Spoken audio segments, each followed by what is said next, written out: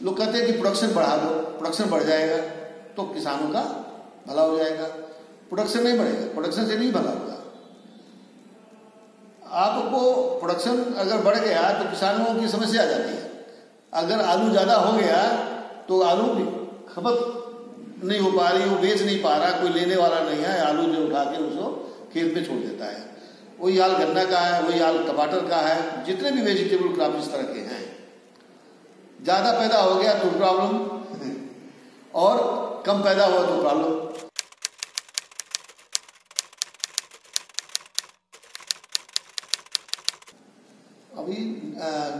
अभी आंकड़े आए हैं सन 1917-18 के, उस हिसाब से हमारा जो कृषि का जो योगदान है जीडीपी में, जो हमारा भारतवर्ष का जो जीडीपी है उसमें लगभग 16 पॉइंट समथिंग है, और ये घटता ही जा रहा है। कारण क्या है कि और भी जो क्षेत्र हैं, आर्थिक क्षेत्र हैं, उनमें ज़्यादा बढ़ोतरी हुई, उनमें विकास ज़्यादा हो रहा है। कृषि में भी विकास हुआ है लेकिन उस हिसाब से नहीं हुआ है। इसलिए जो है जीडीपी में जो हमारी जो योगदान है कृषि से, वो कम होता जा रहा है। कृषकों की आय को बढ़ाने के लिए जो भारत सरकार ने अपने जो है कौशल केंद्रों के द्वारा या विभिन्न स्कीमों के द्वारा जो योजनाएं चलाई हैं, और अगर ये योजनाएं सही रूप से चल जाएं तो इसमें कोई दो संदेह नहीं है कि किसानों की आय दुगनी हो सकती है 2022 तक, जिस तरह से हमारे प्रधानमंत्री श्री मोदी जी ने इस बात को कहा है। बशर्ते कि किसान और किसान से संबंधित जितने भी विभाग हैं खेती से, आपके एनिमल हस्बेंड्री है, हॉर्टिकल्चर है, फिशरीज है, एग्रीकल्चर के साथ ये सब लोग मिलके एक साथ काम करें।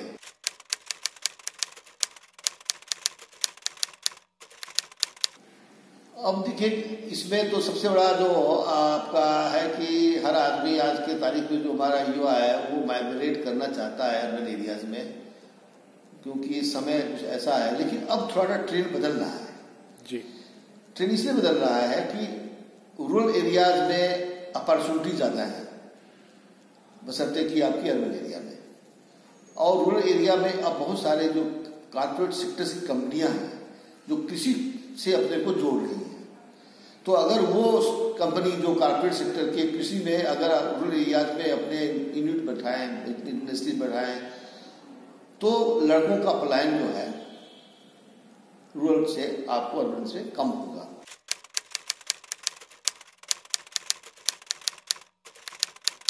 देखिए, पहले ज़माने में यार कि 15-20 साल पहले देखिए तो पहले जेंडर जो आपके फील्ड में लड़कियां छात्राओं का इसमें रुझान नहीं था कृषि में। अब आप देखिए कि परसेंटेज हमारी बहुत बड़ी है। हमारा ही कॉलेज है जहाँ पर कम से कम हमारे बच्चे जो है 5-10% के आसपास हमारी लड़कियां हैं, छात्राएं हैं, जो हम PCAG में भी है, MSc प्रोग्राम में भी है।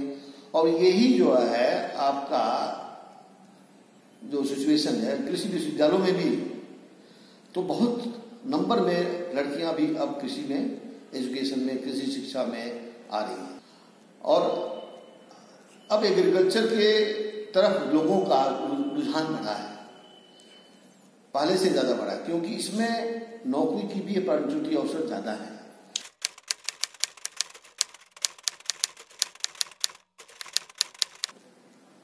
अब देखिए क्या है कि जब आदमियों का पलायन होगा रूरल एरिया से, तो गांव में जो औरतें हैं ना, उनकी एक जिम्मेदारी बन गई कि हम अपने को तो जीना है, हमारा खेत है, हमें रहना है। तो ये एक बहुत बड़ी मजबूरी थी आपके।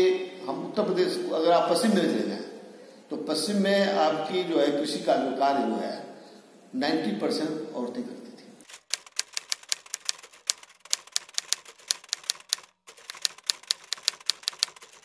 नहीं, बदलना चाहिए और बदल रहा है, ऐसा नहीं है।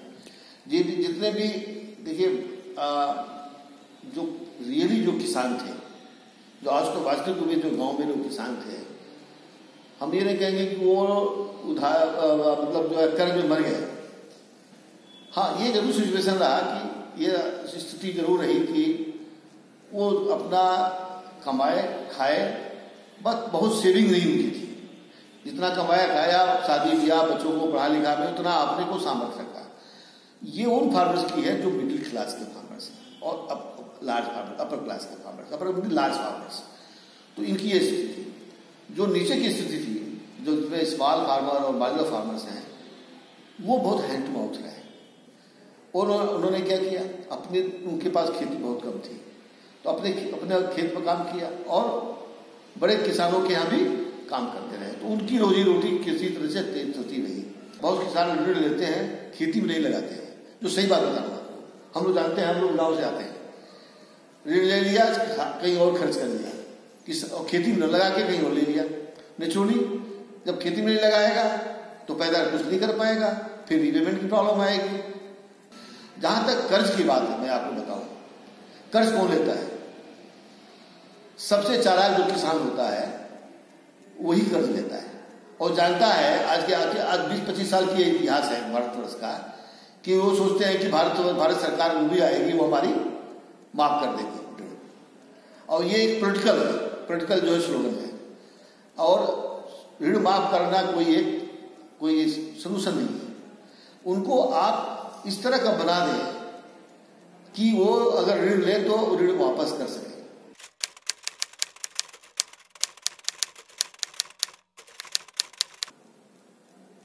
किसानों को, हम सभी किसानों को नहीं कर सकते, बट एक अच्छे परसेंटेज जो होती है, जो जागरूक होते हैं किसान, वो तो फायदा उठा लेते हैं।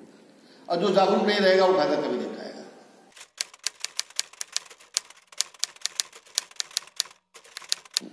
नहीं, पर्याप्त तो है, बशर्ते कि किसान उसको ठीक से करे।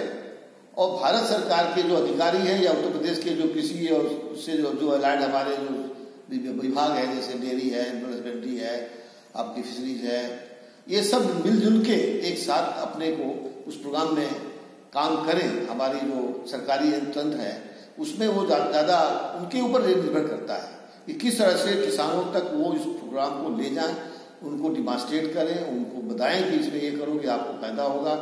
तो किसान उसको अडॉप्ट करेगा, तभी जाके वो दुनिया